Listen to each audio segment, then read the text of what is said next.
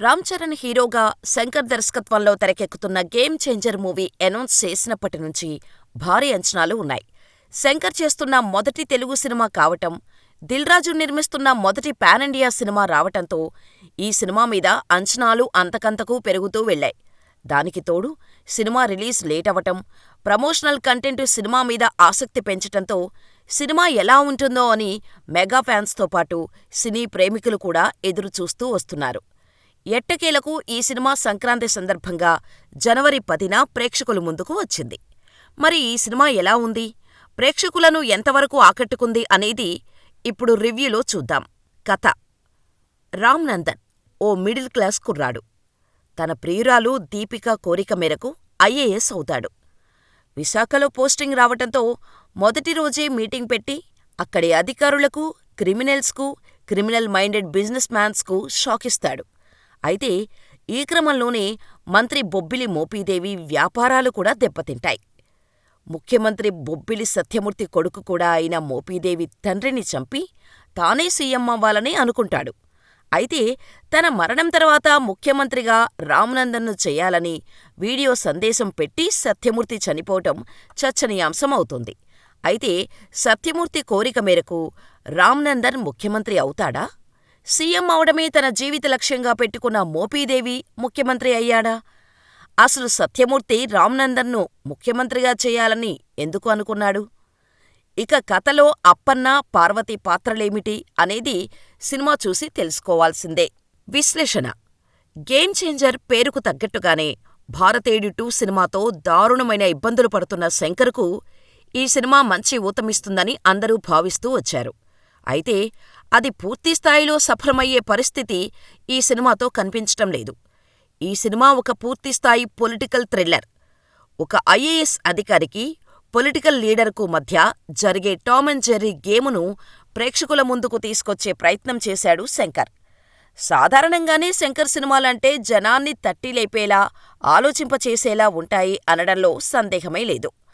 ఈ సినిమాలో కూడా అలాంటి కొన్ని పాయింట్స్ ఉన్నాయి. కానీ సినిమా కథ కొత్తదేమీ కాదు. కాకపోతే స్క్రీన్ ప్లేతో దాన్ని కొత్తగా చెప్పే ప్రయత్నం చేసినట్టు అనిపించింది. నిజానికి శంకర్ పొలిటికల్ సినిమా అంటే ప్రేక్షకులు ఎన్నో అంచనాలు పెట్టుకుని థియేటర్లకు వస్తారు. కానీ ఆ అంచనాలను ఈ సినిమా పూర్తిస్థాయిలో అందుకోలేకపోయింది. సినిమాలో రామ్ చరణ్ చేత "ఐ యామ్ ఇన్‌ప్రెడిక్టబుల్" అనే డైలాగ్ చెప్పించారు. కానీ సినిమా మొత్తం ఊహించదగ్గట్టుగానే ఉంది.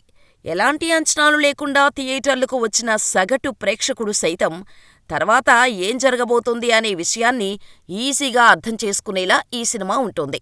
శంకర్ డైరెక్షన్లో వచ్చిన ఒకే ఒక్కడు, అపరిచితుడు లాంటి సినిమాలు ప్రేక్షకులను ఆలోచింపచేయటమే కాక ఊహకు అందకుండా ఉండి ఎంగేజ్ చేశాయి.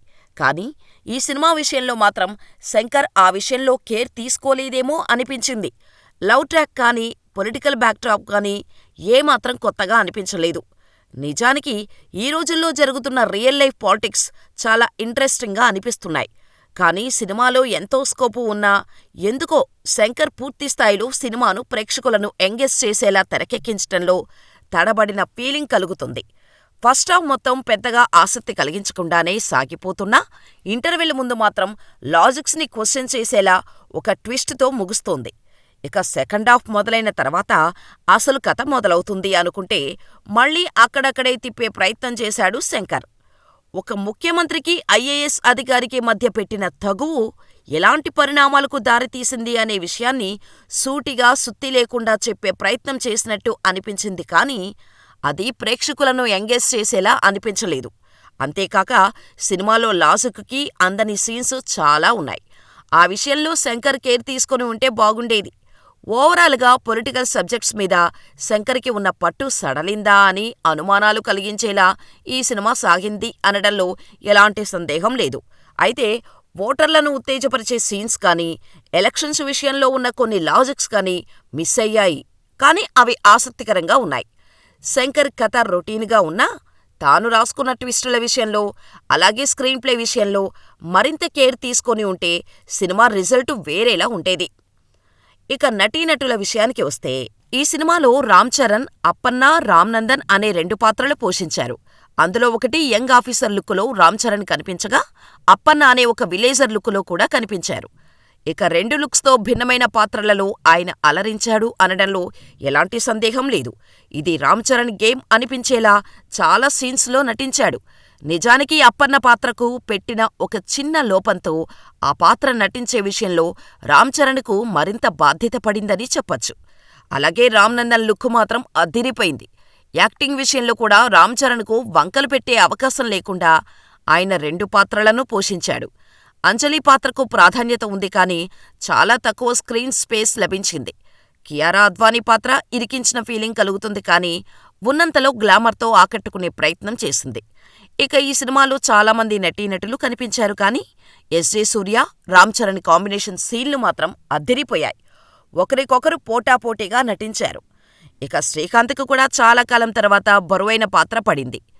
అంతే ఈస్తో ఆయన తన అనుభవంతో నటించాడు.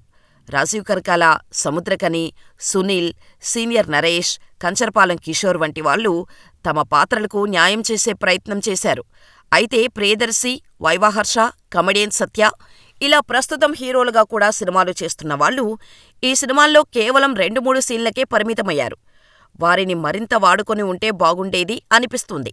టెక్నికల్ టీం విషయానికి వస్తే ఈ సినిమాలో ముందుగా మాట్లాడుకోవాల్సింది సినిమాటోగ్రఫీ గురించి. మామూలుగానే శంకర్ సినిమాలంటే ఒక రేంజ్లో ఉంటాయి. ఆ స్థాయిని మరింత పెంచేలా ఈ సినిమాటోగ్రఫీ కనిపించింది. అలాగే తెలుగులో రాసిన డైలాగ్స్ కూడా ప్రేక్షకులను ఆకట్టుకునేలా ఉన్నాయి. కొన్ని ఆలోచింపచేసేలా ఉన్నాయి. సాంగ్స్ తెరమీద చూడటానికి చాలా రిచ్గా, అలాగే కన్నుల విందుగా ఉన్నాయి. ఎడిటింగ్ మీద మరింత కేర్ తీసుకునుండొచ్చు. ఇక తమన్ అందించిన బ్యాక్గ్రౌండ్ స్కోర్ కూడా సినిమాకి బాగా ఉపయోగపడింది. సినిమాను ఎలివేట్ చేయటంలో ఉపయోగపడింది. ఇక శ్రీ వెంకటేశ్వర క్రియేషన్స్, దిల్ రాజు, శిరీష్ నిర్మాణ విలువల గురించి ప్రత్యేకంగా చెప్పాల్సిన అవసరమేముంది? సినిమాకు కావాల్సినంత ఖర్చు పెట్టినట్టు అనిపించింది. ఫైనల్గా game changer Ram Charan game.